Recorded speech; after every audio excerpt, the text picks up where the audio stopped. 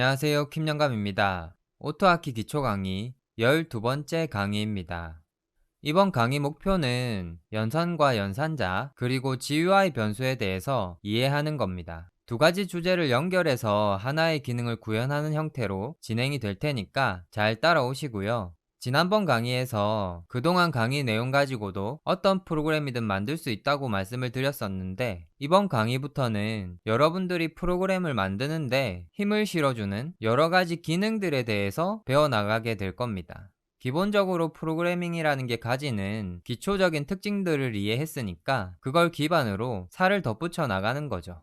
우선 연산이라는 단어는 들어보셨을 겁니다. 연산은 계산이라고 생각할 수 있고요. 네이버에서 검색해보니까 사전적인 의미로는 하나 이상의 대상으로부터 새로운 것을 만들어내는 것이라고 나와 있던데, 이걸 풀어서 설명해보면 어떤 값을 가지고 연산이라는 것을 하게 되면 새로운 값을 돌려준다는 의미가 될 겁니다.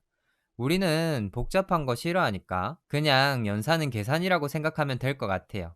연산은 여러 분야에서 유사한 의미로 사용되고요. 수학에서는 우리가 초등학생 때 배운 사칙연산이라는 게 있죠. 사칙연산이라는 건 더하기, 빼기, 곱하기, 나누기 이렇게 네 가지 연산을 말하는 겁니다. 이걸 아까 말씀드린 정의로 생각해보면 1과 2라는 숫자를 가지고 더하기 연산을 하게 되면 3이라는 새로운 숫자를 연산의 결과로 돌려준다는 거고요. 이렇게 설명드리면 아까 그 문장이 대충 감이 오시죠? 사칙연산처럼 수학적 계산을 하는 것 이외에도 어떤 값들을 입력으로 넣어서 새로운 값을 돌려받을 수 있는 것을 연산이라고 하는 겁니다. 연산에 대해서 감을 잡으셨으니까 연산자라는 것에 대해서도 배워보겠습니다. 연산자는 연산의 기호를 의미합니다. 사칙연산에서 사용되는 연산의 기호는 이렇게 표시되죠.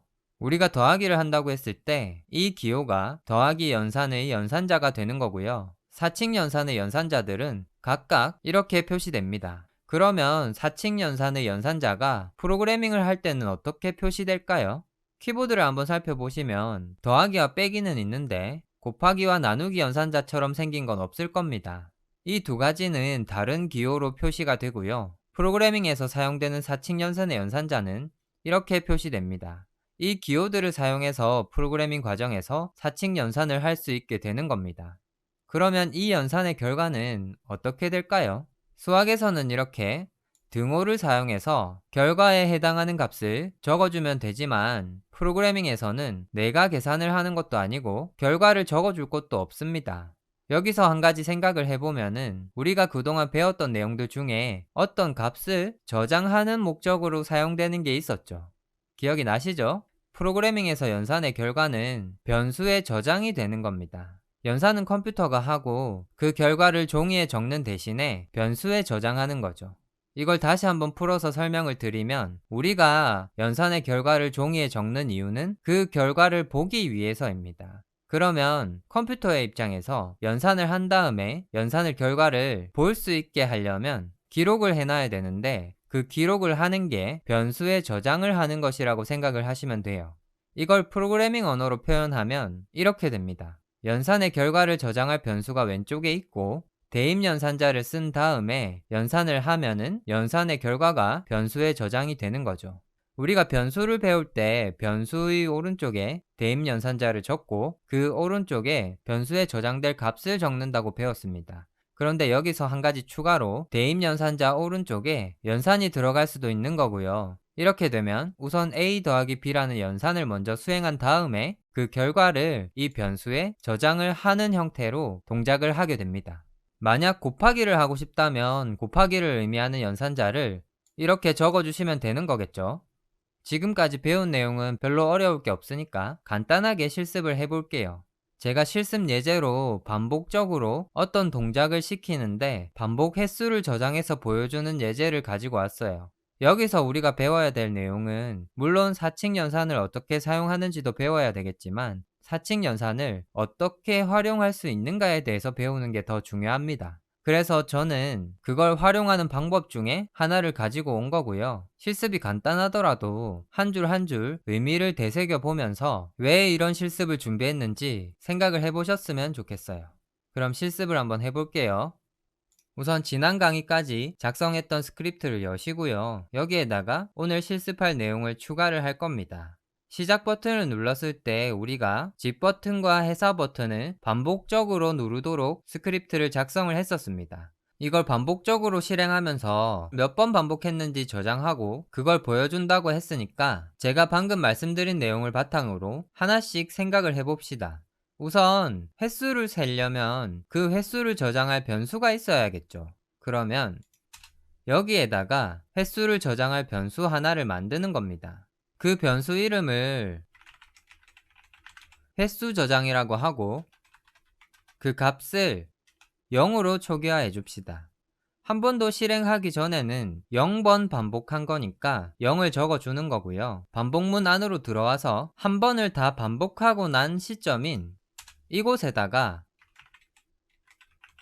횟수 저장이라는 변수를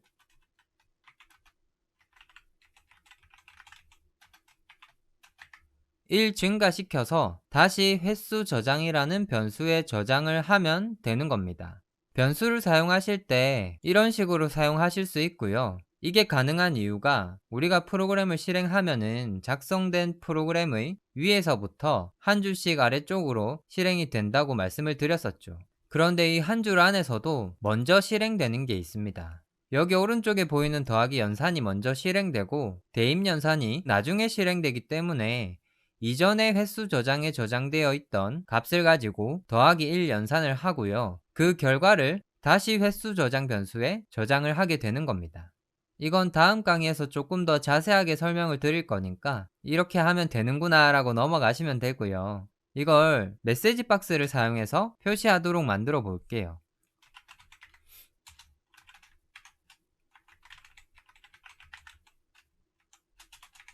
자, 이렇게 작성하면 반복문을 한 바퀴 돌 때마다 메시지 박스로 몇 번 반복되었는지 표시가 될 겁니다. 실행을 해볼게요. 시작 버튼을 누르면 한 번을 돈 다음 1이 뜨죠. 메시지 박스는 확인을 눌러서 꺼주기 전에는 그 다음으로 넘어가지 않거든요. 그래서 확인을 눌러주시면 다음 동작을 하게 됩니다. 그리고 2번 반복했으니까 2라는 값이 뜨고요. 한 번 더 확인을 누르면 3이라는 값이 뜹니다. 이렇게 반복적으로 어떤 동작을 하는데 그게 몇 번 반복이 되었는지를 변수와 사칙 연산을 사용해서 확인을 할 수가 있는 거고요. 사칙 연산을 활용할 수 있는 여러 가지 방법 중에 하나가 되는 겁니다.